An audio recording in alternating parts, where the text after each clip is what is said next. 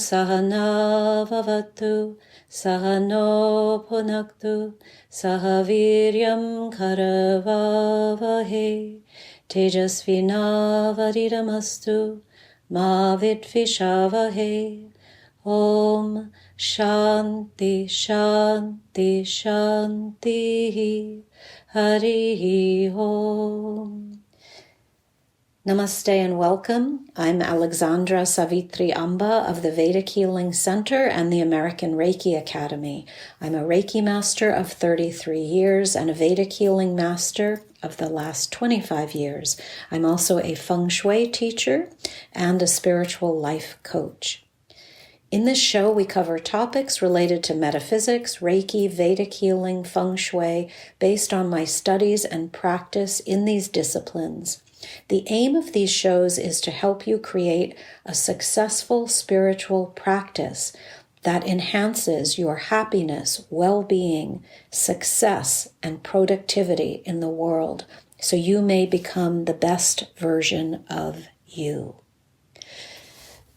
Welcome to the show today, and as I said last week, I will be releasing these podcasts at least every Tuesday. So today is Tuesday. I'm recording this on Tuesday, and it will be released today as well. The topic of today's podcast is clear your clutter. How clearing your clutter will change your life. And in this show, I'm going to talk about how when we use the word clutter, we're usually referring to physical objects in our space. This is very popular. It's a very popular topic in organizational circles.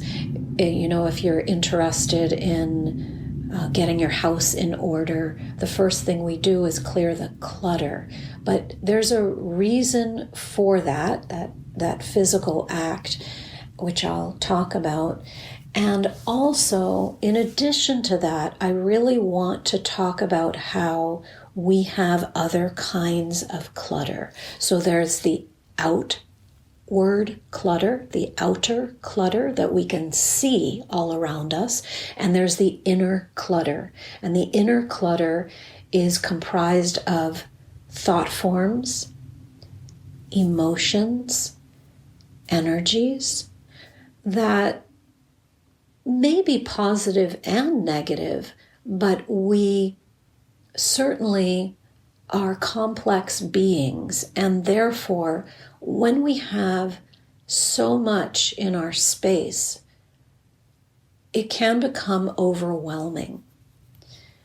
So you want to think about, in the practice of spiritual growth, you want to think about getting rid of the things that do not serve you so that you can make room for more. So you will never be completely devoid of energies. This would be impossible. We are fascinating, complex, complicated bundles of energy. And we must give some attention to the inner and the outer clutter in our space. So we have the space of the physical world around us, our homes, our cars, our closets, and we have the inner space, our emotions, our thought forms, good and bad. Okay, so I'm not saying we're just going to focus on negative, quote, negative energies, because we have an abundance of positive energies as well. What I'm saying is we need to create that space for creation. And in that space of creation, we will have the yin and the yang. So we will have, it is impossible to be rid of everything, quote, negative. We will be a combination of yin and yang, Shiva and Shakti, negative and positive. But as practitioners, we start to no longer view things as black and white. So even the so-called negative emotions in our being, they will still come up because, why? We are human. So it is natural to feel sometimes sad. It is appropriate to feel sad. When a situation ends, a relationship ends, somebody passes on, someone's sick, it would be inappropriate not to feel sadness. That would mean we have a degree of insensitivity. So as practitioners, we want to develop that sensitivity, but we don't want to let any of these energies pull us one way or the other in an extreme fashion. We want to meet life with a certain equanimity, a certain evenness. We want to be even-keeled. We want to be balanced. So this is one of the byproducts of developing a daily spiritual practice. Meditation, yoga asanas, breathing, chanting, prayer, the reading of spiritual texts, journaling. So all of these things combine together and create balance in the energy field. Why do we want balance? We want balance so that we can handle our lives with ease and grace. So, with that said, let us think about taking stock of our lives and thinking about all the distractions we have and what we may be able to release so that we can think more clearly, focus our energies, and ultimately be more productive. We are in these bodies, and as long as we are in these bodies, we are creative beings. And the way we can create most effectively is if we are starting from a clear space. Again, I don't mean an empty space, because we will never be completely empty, but at least a certain clarity, a certain calmness, a certain serenity, a certain peacefulness, a certain contentment. And from that space, we can really be quite effective.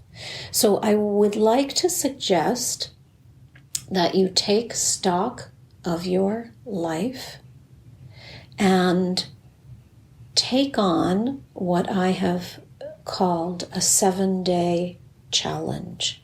If you are on the private WhatsApp group that we have, I did a little announcement yesterday. If you would like, if you are listening to this and you're not on our email, then please go to the website, which is reikiacademy.org, REIKI academy.org, and please sign up on the email list, because we're going to be doing some free events, and I will be happy to support everyone in these little challenges and events that we have, as well as, of course, we have classes and events for people who want to really deepen their practice. But we are going to soon start, very soon, a 7-day Clear the Clutter challenge. And we're going to, in that challenge, take stock of our homes, our cars, and our internal spaces. Not only take stock, but make some movement here. I was talking to someone a couple weeks ago. She's a friend and a longtime practitioner of Vedic healing. And we were talking about physical clutter and an area in her life that she was feeling stuck in. And I said to her, what's on the other side of your clutter? So let's talk right now about the physical clutter, and then I'll move to the internal and mental clutter. So physical clutter. Let's say you have a space in your home that bothers you. It could be a closet. It could be as small as a drawer. It could even be your car trunk, your car in general, the kitchen pantry, the linen closet, the living room. It could be your whole house. It could be the garage. So there are spaces, I would suggest, for almost all of us where we have too many items. And a very wise man once said to me, this is very simple, and I thought it was very brilliant. And you might laugh at how I found this so remarkable, but it was really a kind of epiphany for me. He said, I'm trying to remember how he said it, but he said, when you get rid of excess items, you don't have as many things to put away, so you can organize much faster. Again, that may not sound so fantastic to all of you. You may find me very foolish that I didn't think of this sooner, but he was talking about an experience he had where he was at a job and they had to come and check the space every day. And before he could work, they had to physically check, and he had so many tasks he had to do to prepare the space.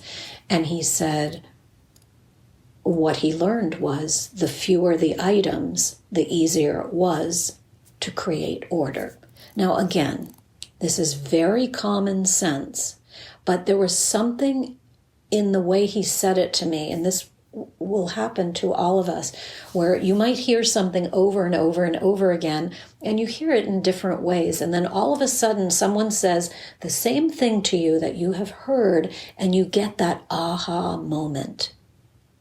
So if you're saying to yourself, I need to clear the living room, the dining room always has some, some papers on the dining room table.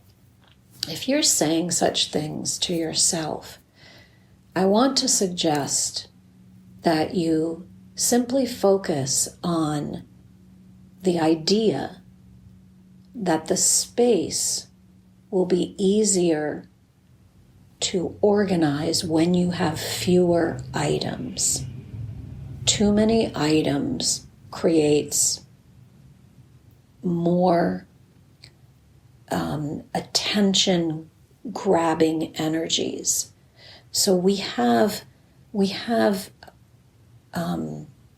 currents coming out from our physical body. They're like energy lines. And sometimes we have too many lines going in different directions.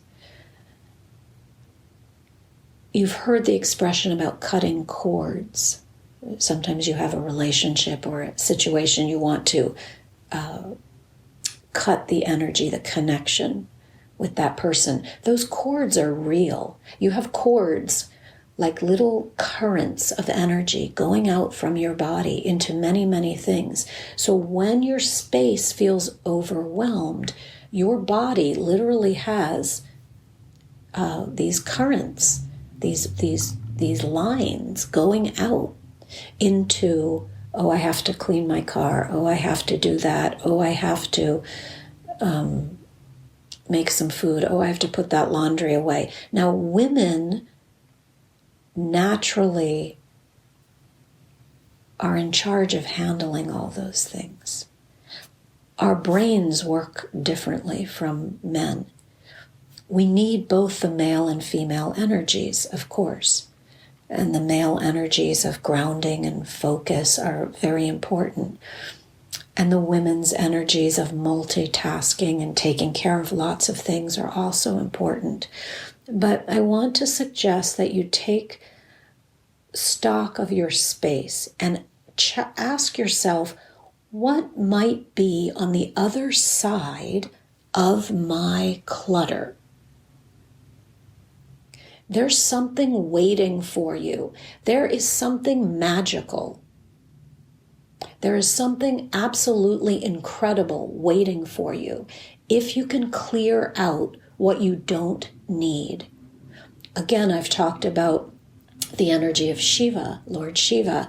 In the Hindu and Vedic teachings, Lord Shiva represents destruction, the destructive force. So we are constantly creating, sustaining energy, and letting go of energy. The day is born, it lives, it dies. So that death energy is the energy of Shiva. However, we must not let that word scare us, death. It is simply the destruction of things as they have been, so that they may regenerate into something different, something new. The great prayer to Lord Shiva, the Mahamrityunjaya mantra, asks that we dance through life with such ease. All of our problems, all of our obstacles, all of our challenges with such ease. Just like when a piece of fruit is so ripe, we barely have to touch it and it falls from the vine. So may all the occurrences in my life be that easy, the good and the bad. Let me dance through life with such ease, just keep moving. And ultimately, that prayer also asks that we move through life and through experiences with such ease, with the ultimate experience being when we leave these bodies. And so there need not be any fear of letting go. I would suggest, if you are holding on to things, there is a stagnation. There is and when I say you, I mean me also. It's all of us, because we're in these bodies, so we're all having similar experiences. So there is a stagnation, and perhaps there is a fear. We have seen this phenomenon of hoarding. It's a very fascinating phenomenon. And it stems from, one of the things it stems from is fear. And so when people accumulate too many physical items, or you've seen people who have cars, at least in America, we've seen this, cars that are filled to the brim with items, and you can't even imagine the person can drive in the car. It's a certain loneliness and a fear of being alone. And these things are creating comfort. But we know that things never create comfort, that we can never take any of this with us when we leave. So this idea of surrounding yourself with things you like, things that bring you joy, things that are useful and needed in your life, but not too much. This is very important, that we not have too much stuff. Now, there's another interesting phenomenon, which is, if you've ever heard this term, nature abhors a vacuum. So when you have an empty space, it's going to be filled. That's just the law. If you've ever noticed as you've moved from different places, you might have moved from a small apartment. Maybe you lived in one room and then you moved to a bigger space, a 1-bedroom. Then you move to a 2-bedroom. Then you move to a home. You fill up the space. So as you move, you fill that you probably wouldn't live in a home and have all the rooms empty. There's some reason you move to a bigger space. There's a principle in feng shui that says as you honor the space you are in, the space propels you to the next space for you, the next beautiful space that's waiting for you. So think about what is on the other side of your clutter. You may not know. So it may be scary to imagine because all the things around you are familiar. They provide comfort because you expect them to be there and they're taking up space and somehow they're giving you some sort of protection. But I want to challenge you to know that you are already protected. You are protected by the energies of the divine. And so the stuff, the excess stuff, is really not providing deep protection. It's providing superficial protection. But in the end, we know the things do not matter. So, let us look at what's on the other side of your clutter. You may or may not know. And if you don't know, it's an adventure. You're going to see what's on the other side. You're going to release in this 7-day clutter challenge that I'll talk about at the end of this podcast, some of the things we're going to do. You're going to see what happens in your life. What are those things you've been wanting to create or draw to you? Well, if you don't make room for them, if you don't allow that energy of destruction into your life, the new energies cannot emerge. So this is the notion of the Trinity, Brahma, Vishnu, Shiva. Shiva's energy is important. You let go, you release, you allow these things to move on, so that Brahma, the creative force, can enter your life.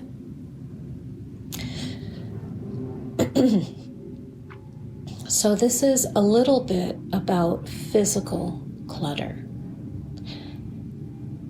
Now I'd like to talk about mental, emotional clutter. Again, all of us have this. We will become aware of it sometimes when we sit down and meditate, when we sit down in stillness, when we silence everything around us. We will find emotions. We might feel lonely. We might feel sad. We might feel joyful. We might have thought forms we don't like. Maybe we have thought forms, again, because it's positive and negative. Maybe we just have lots of thought forms, even positive ones. And when you sit to meditate, you will observe this. You will observe the mind jumping from one thought to another. You might, in the beginning, sit in meditation and find you don't want to do it, because your mind is telling you to do this, to do that, to get up, go to the computer. It's talking to you about all the tasks in your life.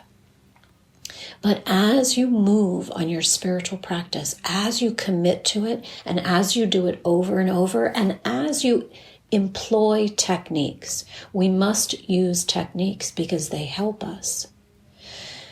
As you do all this, the mental and emotional spaces become clearer. So again, you really never get to an empty space. You will never be totally empty, but you'll have spaces within, you'll have spaces of clarity, and you'll have spaces that are, I don't like to use the word empty because it seems, I'm trying to think of another word. It seems,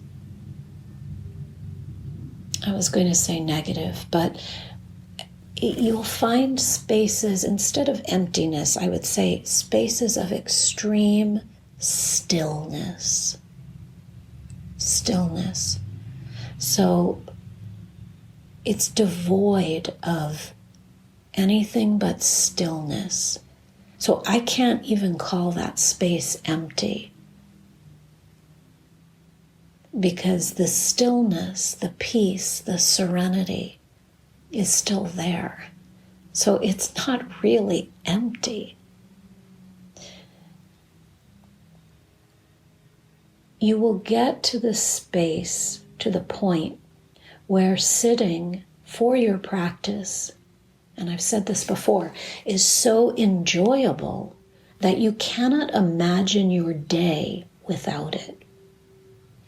So some of the tips we've talked about in the past podcasts are concerning creating the physical space that will support you in your practice, working with the right time of day. I say right because there are certain energies that are available in the early morning hours that are very, very supportive to the practice. Although we will do the practice more than one time a day. And eventually also we find that all our work becomes a devotional offering to the divine. When we get into the space of understanding that everything is done in service to this divine energy, even our work, even the most,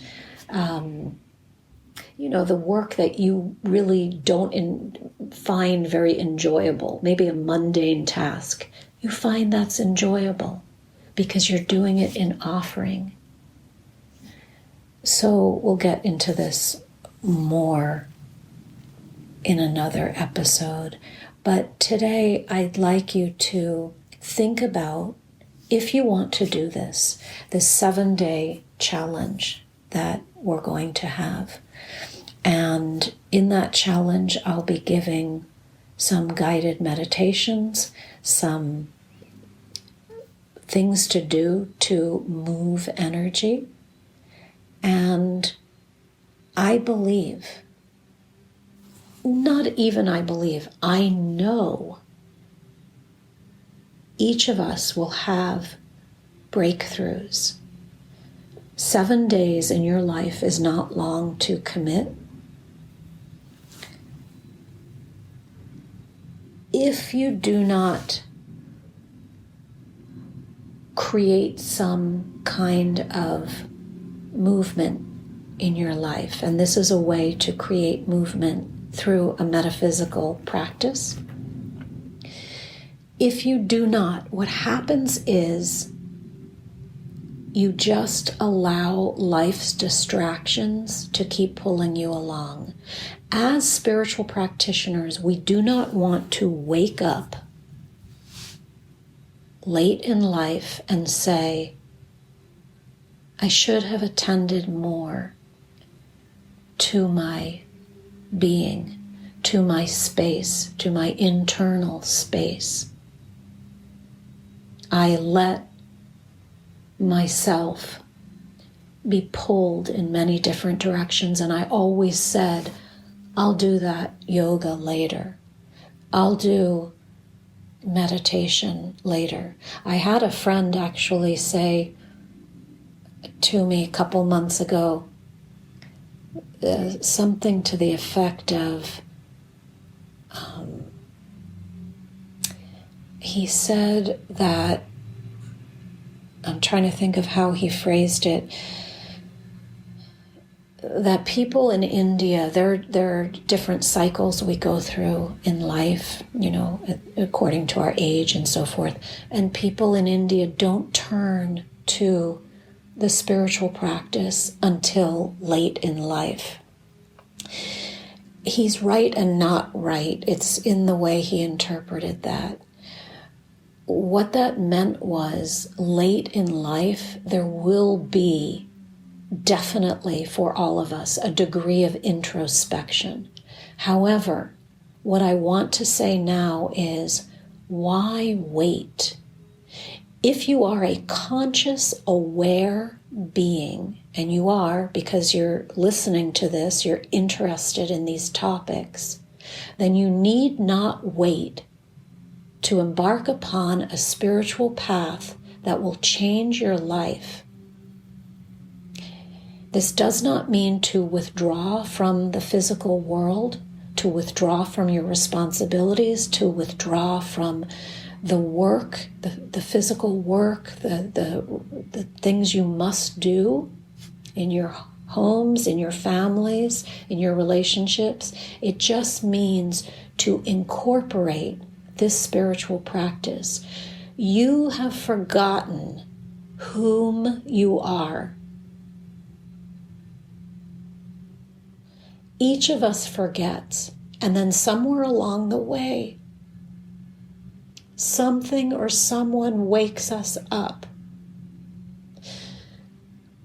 You are a spiritual being having a human experience. I know many of you listening to this are already on spiritual paths, and you have daily practices. So if you do, I encourage you to continue and to know that and to go deeper into that practice, because you will have a responsibility to wake other people up on the planet. As you wake yourself up, you help others. And if you are not yet on a conscious daily practice, you are on a conscious path, probably because you're listening to this, I encourage you to start this practice of going within. Somebody woke me up. Something woke me up.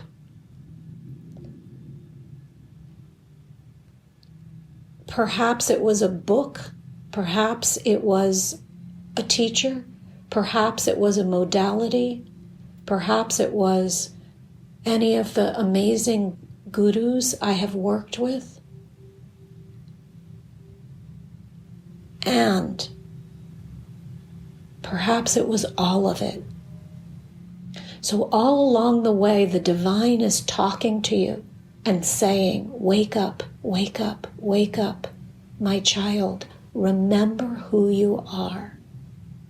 Someone asked Sri Satya Sai Baba once, why is it that two people can go to the ashram, a spiritual ashram, let's say Sai Baba's ashram, and have these two different experiences? And I'll explain them. One person goes and sees Sai Baba once. Sai Baba was a highly evolved energy who had incarnated in our lifetime in a physical body. Some people refer to him as an avatar or a Purna avatar. A Purna avatar means the avatar, the enlightened being who came here for this age, during this age. So Jesus may have been one. Muhammad, there were different enlightened beings who have walked on the planet. So Sai Baba is thought to be by many people the highest being who lived in a body during our lifetimes. Anyway, the person asked him, why is it someone goes to your ashram and goes once and is transformed, and someone else goes and isn't a very nice person and goes there year after year after year after year and goes back to his or her life and is still not a very nice person, and yet has been going every year to a spiritual ashram. And Sai Baba says it's a matter of physics.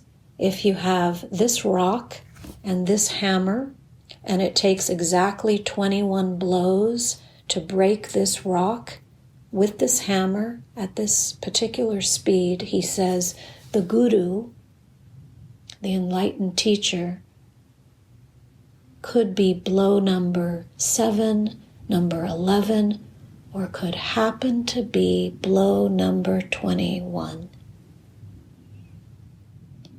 So sometimes, no, I will say all the time, these concepts need repetition. But sometimes you really have that aha moment. You hear something and you wake up. And it's not that that person may have said anything different that you hadn't already heard, but that person came to you at the right time and said it in the right way, and something woke up inside of you. So my message today is to think about what's on the other side of your clutter. You know where that clutter is. Each of us knows. Physical, mental, emotional. We don't know all the magic on the other side. But pose that question to yourself. Ask God, what do you have in store for me if I get rid of my fear, my anxiety, my worry, all the junk in the trunk of my car, this relationship that doesn't work for me anymore, that the papers that are on the dining room table, whatever it is. And there may be many areas, and there are many areas for all of us. So we'll never get to the place of emptiness, but we will get to the place of peace, of serenity. And from that place, we will create magic. So I hope this has been helpful. I want to urge you to join my 7-day clutter challenge. And if you are listening and you are not, or you're wondering how to join and you're not a part of the community, please go to the website reikiacademy.org, REIKI academy.org, and just sign up with your email. I promise I won't send you too many emails. This is really just about creating community of people who want to move forward in their lives with these spiritual tools that will absolutely transform you. Remember, the universe is like a buffet. You have so many choices. Every day you have choices. Choose wisely. Choose the things in your life that support you and bring you movement and nurturing. And commit to your own growth. As you grow and change, you become miraculous. You return to the energies that we all are, those energies of love and peace and happiness and just that French phrase, that joie de vivre, the joy of living. You return to that energy. And there are many ways to get there. But the spiritual path will give you even its own mini buffet. So within the spiritual path, you have a buffet of things you can choose. Do not let it make you overwhelmed. You choose some yoga asanas, you choose some meditation, you choose chanting, you choose prayer. And even within each of those choices, there are many things you can do. So you choose yoga asanas and many, many different types of yoga. Which one do you choose? You find the ones that resonate with you. Within meditation, different techniques. Within chanting, we have so many different chants we use. But you find the things that work for you in the moment, use them, master them, and make them part of your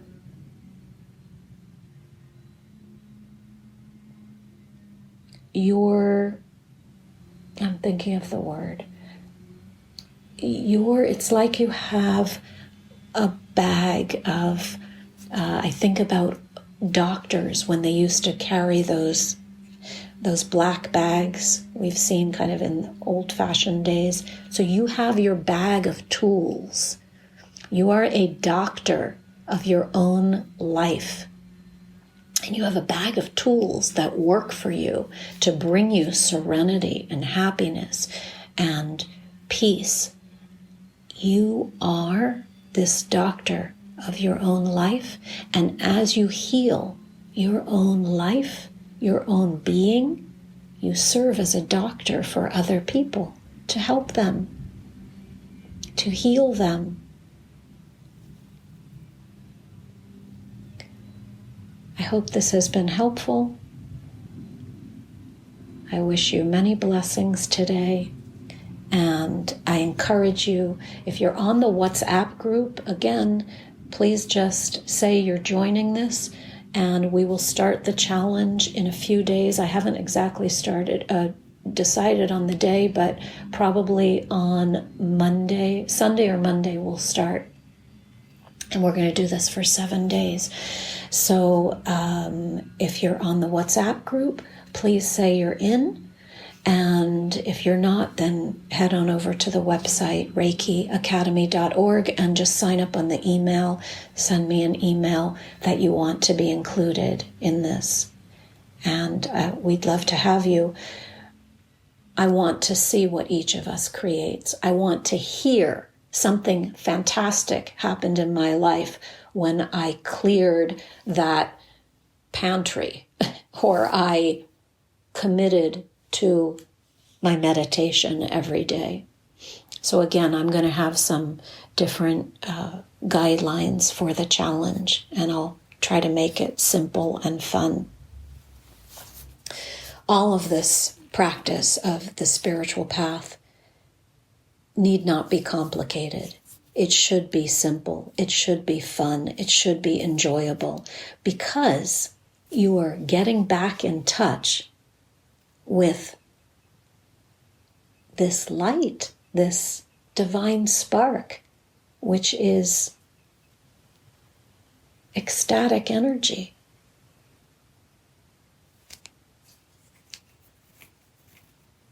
Return to this space. Each of us can. And then life becomes really a magical carpet ride. Still, there are challenges, but the challenges don't create the stress any longer. We dance through life like Lord Shiva tells us. We dance, we literally sing and dance through life. I've told you before, I'm going to end this because I know it went a little longer, but I've told you before about the Krishna mantra. That mantra was brought here by Srila Prabhupada, and he asked that people sing and dance. The mantra is very simple, but it creates happiness. One of the things it does. All the mantras do different things. Lord Shiva, in this teaching of him as Nataraj, Nataraj is the dancing Shiva. So he tells us to dance through life, to not take life so seriously. Ganesh tells us the same thing, to be easy with ourselves. None of these energies of the divine are harsh. There's no harshness on the spiritual path. It's all light, kind, loving.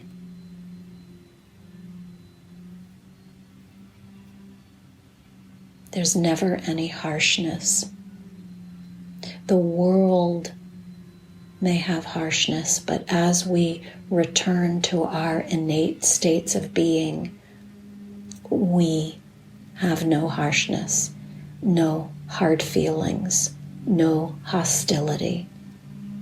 This is the path of the yogi, the spiritual practitioner, returning back to our true natures, where there's only love and light for all.